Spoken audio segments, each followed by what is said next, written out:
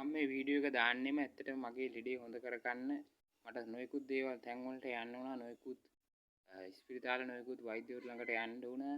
මොකද මම 2013 අවුරුද්දේ බොම්බේ එල්ලෝඩ් ෆිල්ම් එකේ ෂූටින් වලට යද්දි කෝච්චියෙන් වැටෙන මරදානේදී ඔයගලන්ට මතක ඇති මේක බලන අයට මතක ඇති ප්ලැට්ෆෝම් හාරලා තිබ්බ ප්ලැට්ෆෝම් එක ටිකක් හදන්න මම ඉතින් කෝච්චියයි ප්ලැට්ෆෝම් එක අතරට වැටලා ඔළුව පිටිපස්ස වැදුනා කියන්නේ රේල් පාරේ සිල්පර කොටේ වැදුනා කොන්ක්‍රීට් කොටේ මගේ ඔළුව වැදුණු පිටිපස්ස මෙන්න මේ හරියේ.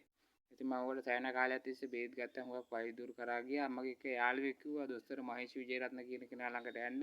එයා හොඳ කරා කියලා මට කිව්වා. ඉතින් මම 2014 මට මතක විදිහට සෙන්ට්‍රල් හොලට ගියේ මයි 10 වෙනිදා. අවුරුද්දක් විතර ගියාට පස්සේ අවුරුද්දකට මාස 10ක් විතර ගියාට පස්සේ මම නොයෙකුත් තැන් වලින් ප්‍රතිකාර කරලා අඩුවන්නේ නැති හින්දා මේකට ගියා. නමුත් ඉතින් මම ඉඳලා හිටලා දිගින් දිගටම අවුරුද්දක් විතර වගේ බේත් ගත්තා. යා මම ඔපරේෂන් කරන්න ඕනද කිව්වා. මැඩම් එකපාරට මහේෂ් මැඩම් කිව්වේ නෑ. ඔපරේෂන් කරන්න කියලා. ඉතින් එයාට තිබ්බ ඕන සල්ලි කඩා ගන්න ක්‍රමයක් කරගන්න උමනාවක් තියෙනවා නම් තිබ්බා. ඔපරේෂන් කරන්න මේක මෙහෙම කරමු මේ ඔපරේෂන් කරමු කියලා. ඉතින් එයා එහෙම කිව්වේ නෑ. පස්සේ මම 2015 ගියා එක දවසක්.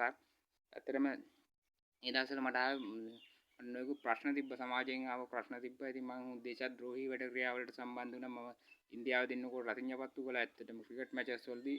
ඉතින් මම ඒ වගේම මම LTT එකට බැඳෙන්නත් ගියා. ඉතින් මම නොකරපු දෙයක් නැහැ. ඇත්තට මේ දවස්වල ඔළුව අවුල් වෙලා. ඉතින් මේ කොහමද මට මේ තත්ත්වෙට එන්න මට නැවත රඟපාන්න පුළුවන් වෙන්න මේ තත්ත්වෙට එන්න මේ හදලා දුන්නේ මේ මහේෂි මැඩම්. ඇත්තට මහේෂ් විජේරත්න කියන නාමය මට අමතක කරන්න බෑ ඇත්තටම කවදාවත්. ඉතින් මගේ අම්මයි මම ඊළඟට සලක අම්මා ළඟට මම ඉතාමත්ම ගරු කරන කාන්තාවක් තමයි දොස්තර මහේෂ් විජේරත්න කියන්නේ. ඇත්තටම මහේෂි මැඩම් මෙහෙම සල්ලි ගසා ගන්නවා මේ මැරිච්ච මිනිසුන්ට ඔපරේෂන් කරනවත් ඕන කෙනෙක් නෙමෙයි. ඇත්තටම එතුමියට සල්ලි තියෙනවා. මම ඉන්නේ නිට්ටඹේ කලගෙඩියේනේ. එතුමිය ඉන්නේ මීරුගම ලෝළුවාගොඩ එතුමියගේ ගම. ඉතින් ඇත්තටම අපි ළඟ අහලා පාලා හින්දා මේ වීඩියෝ දානවා නෙමෙයි අඳුරුංගමට වීඩියෝ දානවා නෙමෙයි. නමුත් ඇත්තටම ඇයට එහෙම කරන්න උවමනාවක් නැහැ. ඇත්තට මේ Facebook එකේ දාන කමෙන්ට් එකකට ඇත්තටම මට හරියටම සංවේදීයටපත් වෙලා මම මේ දාන්නේ. ඉතින් ඇත්තටම මම වැඩි රඟපාන කෙනෙක් නෙමෙයි. මම ඉඳලා නාට්‍යයකට රඟපෑවල මම වෘත්තියක් විසින් නාට්‍ය විෂය හදාarලා තියෙනවා. ඉතින් මේ චිත්‍රපටයේ අංශේ මම හුඟක් චිත්‍රපට කීපයක 17ක 18ක ඇඩ් කරලා තියෙනවා. ඉතින් සුළු චරිත කෙරුවත් ඇත්තට මම කියන්න ඕනේ මේ සර්පයාමයි පොඩි නයාගෑවත් මැරෙනවා ලොකු නයාගෑවත් මැරෙනවා ඒ වගේ තමයි. ඉතින් මම නළුවෙක්. ඉතින් ඒක අමුතින් කියන්න ඕනේ නැහැ. නමුත් නැදන්න අයටයි මේ කියන්නේ කිව්වේ. ඉතින් ඇත්තටම කියනවා හරිම කනගාටුයි වෙච්ච දෙයට. ඇත්තට මෙතුමිය මෙහෙම රිමාන්ඩ් කරන්න ඕන කෙනෙක් නෙමෙයි. ඇත්තටම වරදක් තියෙනවා නම් ඇත්තටම ඔප්පු කරලා අච්චු දෙන්න ඕන. ඇත්තට මෙහෙම කරන එක වැඩ ඇත්තටම අසාධාරණයි. වරදක් කළා නෑ මහේෂ් වැඩ වරදක් කළා නම් කිසි ප්‍රශ්නයක් නෑ. එයාට අච්චු දීලා හිරේ අවුරුදු 10ක් මැරණකම් වුණත් දැන් මට කවන්නේ නෑ. නමුත් මම හිතනවා ඇත්තට මෙයාට ගසා ගන්න උවමනාවක් තිබුණේ නැහැ. මගේ මෑණියෝ තමයි මම මීට අවුරුදු කමාරකට කලින් මිය ගියා මගේ අම්මා. අම්මා තමයි වියදම් කරලා මගේ ඔපරේෂන් එක කරේ. මම ඒවා මැඩම් කොහෙද ඔපරේෂන් එක කරන්න හොඳ කියලා. එතකොට කිව්වා මේ 2022 මයි 2022 පෙබරවාරි 17 තමයි මම ඔපරේෂන් එක කරේ. පෙබරවාරි 15 තමයි ජයවර්ධනපුරයට ඇඩ්මිට් උනේ. ඉතින් 16 වෙනිදා පොයේ දවසක්. නමුත් 17 වෙනිදාම ඔපරේෂන් එක කළා මැඩම්. ඇත්තටම කිසිදු ගැටලුවක් වුණේ නෑ. අර ඔළුවට ආපු ඔලු විකාර සිතුවිලි පිස්සු සිතුවිලි ත්‍රස්තවාදී සිතුවිලි බෝම්බ ගහන්න ඕන කියන සිතුවිලි ඉන්දියාව දෙන්නකෝ රතිඤ්ඤපත්තු කරන්න ඕන දේ මම ඉන්දියාවට කැමති. ඇත්තටම මම හින්දි භාෂාවත් හැදෑරුවා.